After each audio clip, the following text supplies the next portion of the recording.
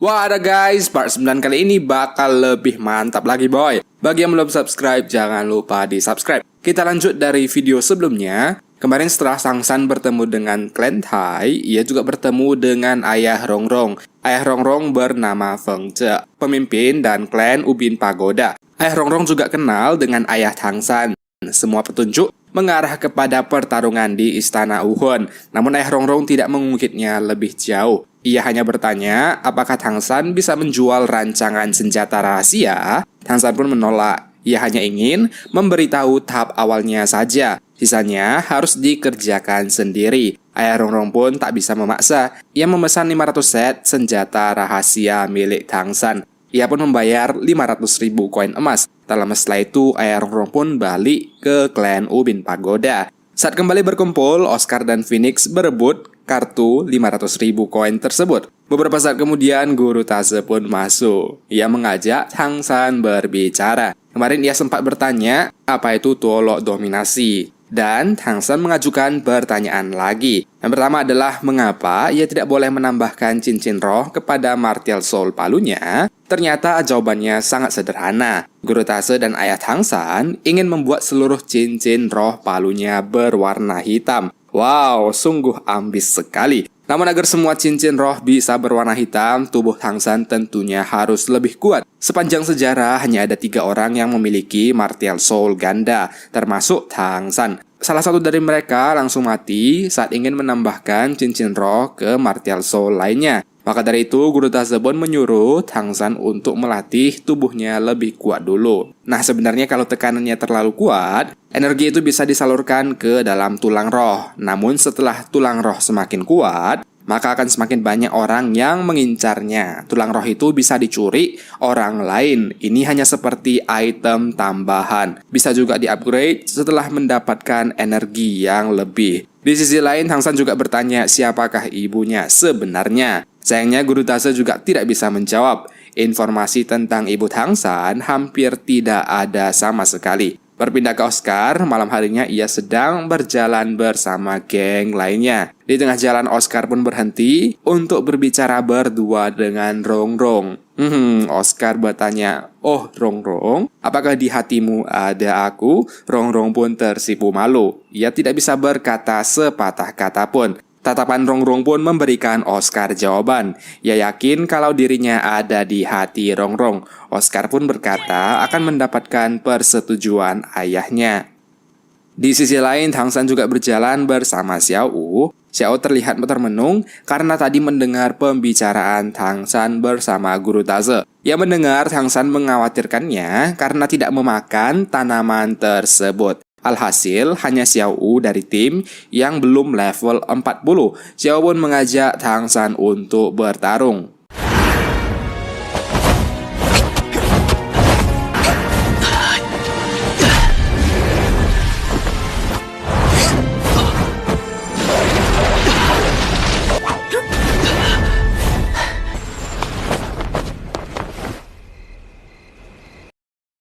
Wah, ternyata kemampuan Xiao Wu juga telah berkembang pesat. Setelah pertarungan, rambut Xiao pun terlepas. Ia meminta Tang San untuk menyisir rambutnya. Xiao mengingat kembali masa kecilnya saat ibunya menyisir rambutnya. Ibunya berharap semoga kedepannya Xiao Wu bisa menemukan orang yang tepat. Namun sayang karena ibu Xiao Wu sudah mati sejak ia kecil.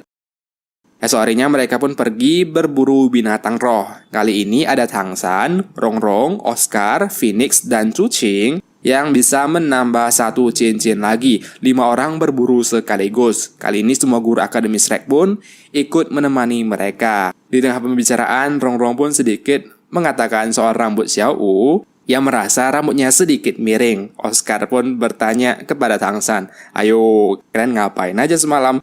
Tang San pun hanya memberikan pembelaan. Perjalanan pun dimulai. Kali ini perjalanan akan lebih panjang karena harus berburu 5 binatang roh. Hingga di tengah malam, mereka pun beristirahat sebentar. Guru Tase masih trauma untuk mendekati Rongrong, apalagi tidur di sebelahnya. Kali ini pun ada Mupai yang berjaga. Mupai menyuruh Guru Tase untuk tidur saja. Nah, saat masuk ke dalam tenda, saat berbaring, Guru Olong langsung memeluk dari belakang. Sambil menangis, ia pun menyuruh Guru Tase agar tidak menjauh lagi. Namun sebelum sempat berkata-kata, tiba-tiba ada monster yang datang. Wah, Bibi Erlong pun terlampau marah. Ia langsung mengalahkan monster kalajengking itu sendirian.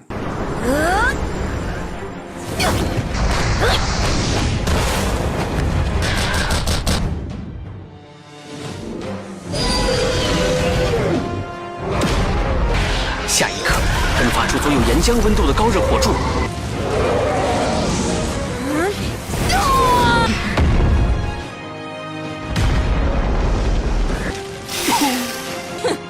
小胖子，他是你的了。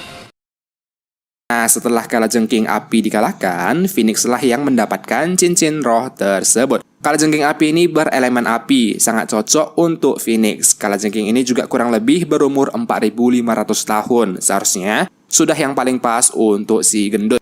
Bang Hong Jin pun segera menyerap cincinnya sampai besok pagi. Kekuatan keempatnya seperti berbentuk ledakan bola api. Mungkin ledakan magma seperti yang dilakukan kalajengking api kemarin. Setelah hal itu, mereka pun terus melanjutkan perjalanan. Tak lama setelah itu, sekeliling tempat dipenuhi racun merah muda. Untung saja Tang San memiliki tanaman pengusir racun. Tang San pun melihat dengan mata ungunya.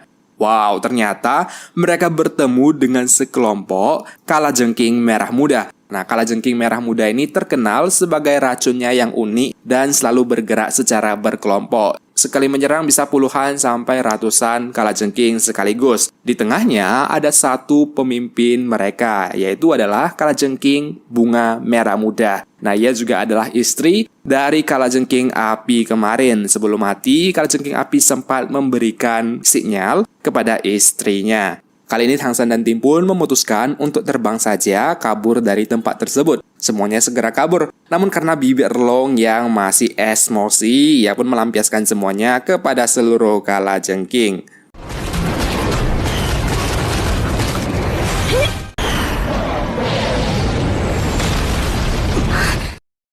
Erlong pun memukul beberapa kalajengking, hingga akhirnya Ratu Merah Muda pun turun tangan. Kali ini ada Phoenix dan Tang San yang mengkombinasikan kedua skillnya.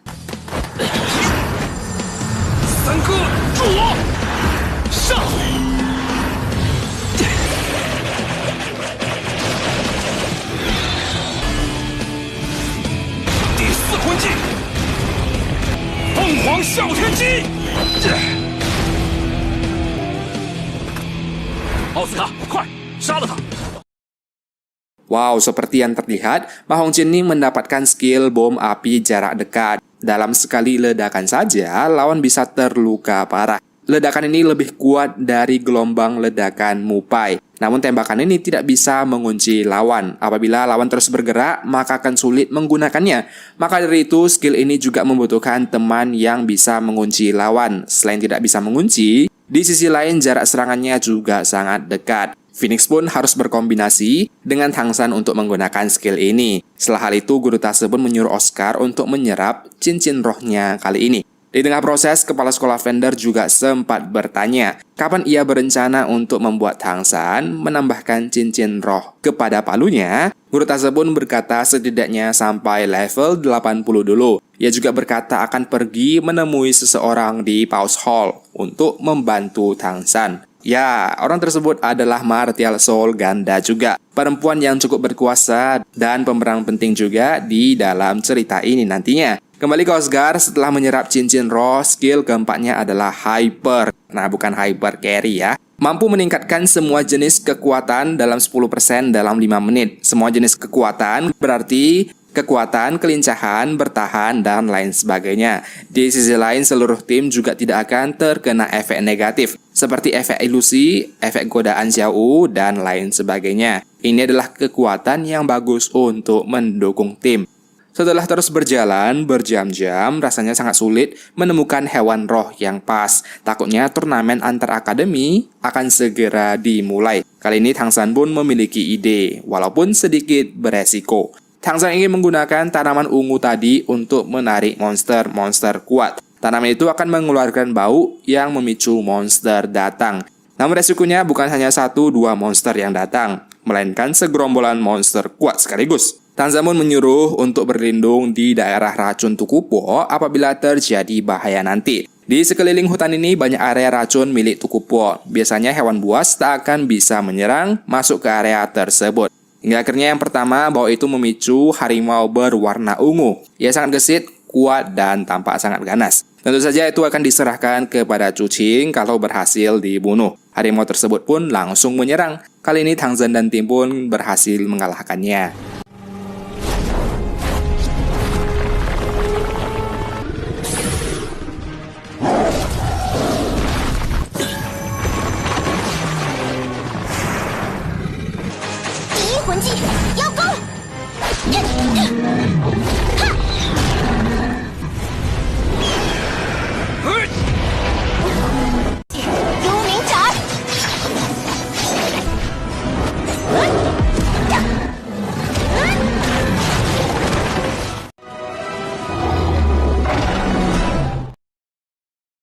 Di tengah aksi, harimau tadi sempat mengeluarkan jurus tubuh tiruan.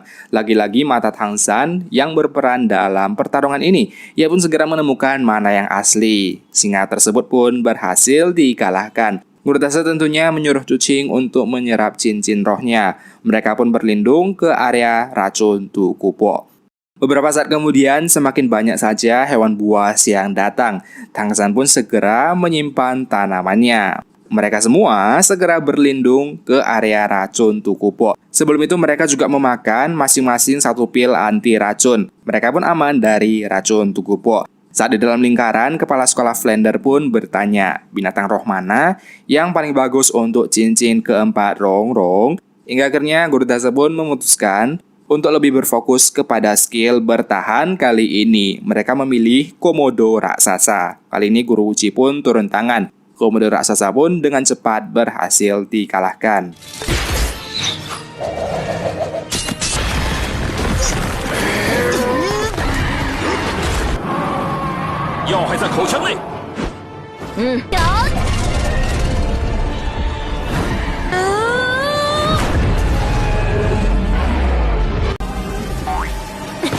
蒙上你的眼睛，跟老师来。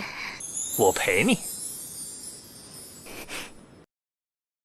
Beberapa saat kemudian, sekarang pun tiba giliran Tang San untuk memilih. Dari sekian banyak binatang di sana, Tang San memilih jangkrik hitam, binatang roh puluhan ribu tahun. Wow, kali ini Tang San sangat ingin memilih hewan tersebut. Padahal di sana juga ada laba-laba wajah iblis yang kali ini berumur 6.000 tahun.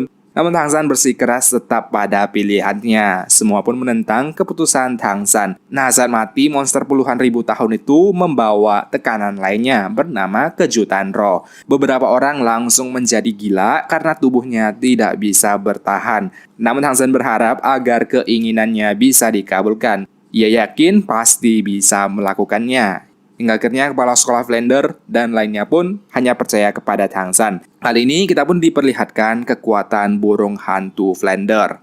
Mao Yin Zhen Shen.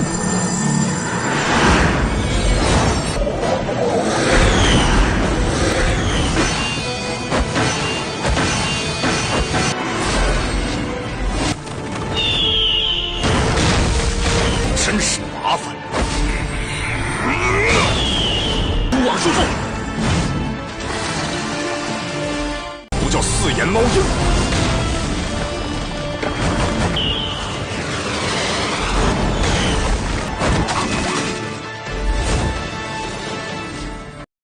Dan jangkrik hitam pun berhasil terbunuh. Di sisi lain, saat Tang San tidak ada, laba-laba iblis menyerang Xiao Wu dan lainnya. Tang San pun tak sempat membantu Xiao Wu.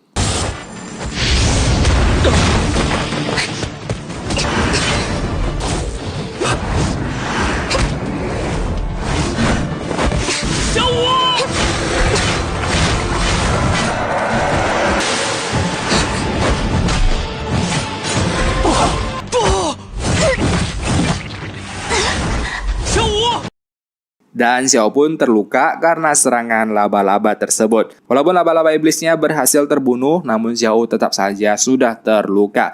Xiao pun sangat lemas. Setelah dicek, denyut nadinya sangat lemah. Namun kepala sekolah Flander merasa masih ada harapan. Ia pun segera mengeluarkan racun dari tubuh Xiao Wu. Apa yang sebenarnya terjadi? Ternyata tadinya di saat-saat terakhir, tanaman kerinduan sempat melindunginya. Sepertinya tanaman ini masih memiliki kekuatan lainnya. Di sisi lain, Tang San juga menyerap energi dari laba-laba iblis. Karena tipe rohnya sama, Tang San bisa menyimpannya ke kaki laba-labanya. Kaki laba-laba ini nantinya juga bisa terupgrade setelah menambahkan kekuatan yang cukup. Kembali ke Xiao Wu, saat ia sudah membaik, Guru Erlong pun terus mengelus rambutnya. Xiao Wu merasa berada di dekat Guru Erlong rasanya hangat sekali, seperti memiliki seorang ibu. Xiao Wu pun mengungkapkan apa yang ia pikirkan. Guru Erlong pun sangat syok setelah merasakan hal yang sama. Ia pun meminta Xiao Wu untuk menjadi anak angkatnya. Xiao pun memanggil Erlong ibu. Keduanya pun saling berpelukan. Semuanya menangis melihat kejadian itu. Beberapa saat kemudian, kepala sekolah Flander pun mengajak Guru Tase untuk bicara. Setelah selesai menyerap, Tang San pun kembali kepada Xiao Wu. Semuanya menyuruh Tang San berpikir sekali lagi. Apabila berubah pikiran, masih bisa mencari binatang roh lainnya. Namun Tang San sudah tekad bakso bulat. Ia pun menyerap cincin rohnya di rawa api dan es milik Tuku Po. Tang San pun berjanji akan segera kembali.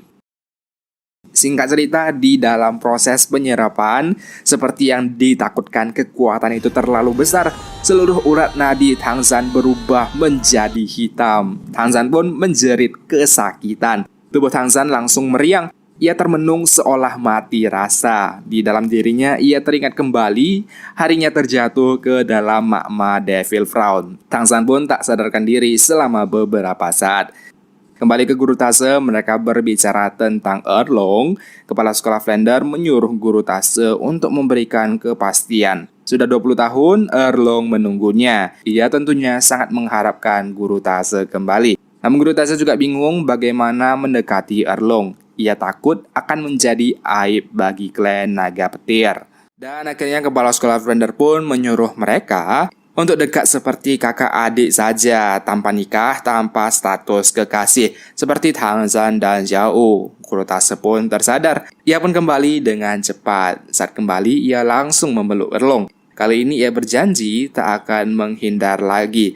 Erlong pun sangat senang. Keduanya saling berpelukan di sana. Di sisi lain, kembali ke Tang San, di dalam dirinya ia juga melihat orang-orang terkasih yang selalu mendukungnya. Dengan tekad tahu bulat yang sangat kuat, Tang San pun menjerit, memberikan perlawanan terakhir. Dan boom! Terjadilah ledakan yang sangat besar. Tang San akhirnya berhasil menyerap cincin roh puluhan ribu tahun. Setelah mendengar ledakan itu, Zhao pun langsung berlari mengejar Tang San. Ia sangat senang karena Tang San berhasil. Mereka pun berkeliling hutan dengan menggunakan parasut. Esok harinya semuanya pun sudah penasaran seberapa hebat skill keempat Tang San. Dengan skill keempat Tang San, ia bisa memenjarakan beberapa orang sekaligus. Penjara ini sangat kuat, butuh waktu lama untuk menghancurkannya. Selain itu, Tang San juga bisa mengurung banyak orang sekaligus. Ini adalah skill tipe kontrol level 50-an ke atas. Skill keempat Tang San pun akan sangat cocok digabungkan dengan Phoenix. Hingga akhirnya semuanya pun sudah berhasil mendapatkan cincin roh keempatnya, kecuali Xiao Wu. Pertarungan antar akademi akan dimulai 5 hari lagi. Semuanya pun kembali ke Akademi Shrek. Beberapa hari kemudian, Guru Tase membawa 4 murid tambahan. Mereka akan bergabung di pertarungan antar akademi. Karena jadwal yang padat dan musuh yang terus berganti, mereka pun harus menyesuaikan orang-orang yang cocok untuk bertarung. Pertempuran ini awalnya diusulkan oleh 2 kerajaan besar, Kerajaan Tiantou dan Kerajaan Xingluo. Selama di pertempuran ada banyak sekali klan-klan hebat yang juga akan ikut bertempur. Akan ada 100 akademi yang bertarung hanya untuk memperebutkan 5 posisi saja. Ada pula peraturan di dalam kompetisi ini adalah tidak boleh saling membunuh, tidak boleh menggunakan senjata tambahan, dan tidak boleh menggunakan martial soul jenis makanan. Selain itu juga ada 4 orang tambahan tadi yang belum kita perkenalkan. Yang pertama adalah Huang Yuan, tipe serangan level 35. Yang kedua adalah Qing Ling, tipe kelincahan martial soul skeleton level 35. Yang ketiga ada Jiang Chu, level 35, tipe healing support. Dan yang terakhir ada juga Tai Long, Tidak usah diperkenalkan lagi, dia adalah tipe kekuatan martial soul orang utan.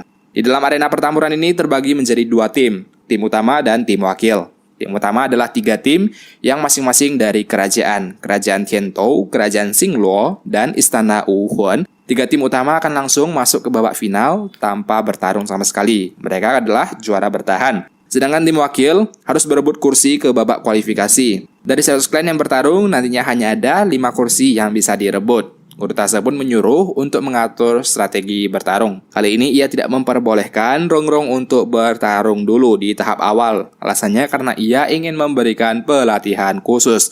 Di sisi lain, Kepala Sekolah Lavender juga sudah menyiapkan baju tim Akademi Shrek. Semuanya pun sangat malu menggunakan baju tersebut. Selain desainnya yang jelek, di belakangnya juga tertulis iklan yang mempromosikan Akademi Shrek. Namun karena sudah dibuat, mereka pun terpaksa menggunakan baju tersebut.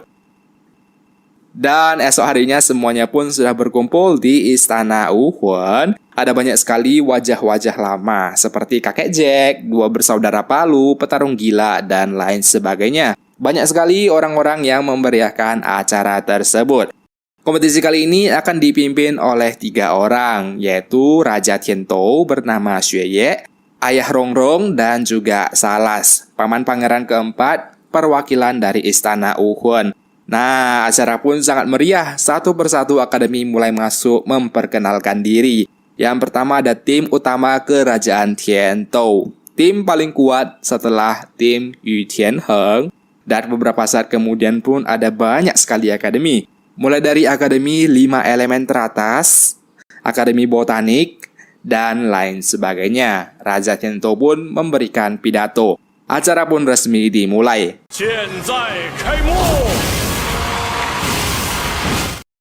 Ya, bagaimana kelanjutan keseruan Tangshan dan lainnya di kompetisi ini?